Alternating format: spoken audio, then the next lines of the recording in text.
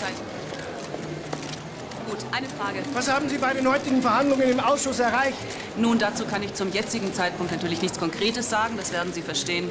Ich kann Ihnen aber versichern, ich habe hart und ausdauernd verhandelt und meine Partei, die SPU, macht sich hier für die Sache des Bürgers stark und wird nicht nachlassen in ihr...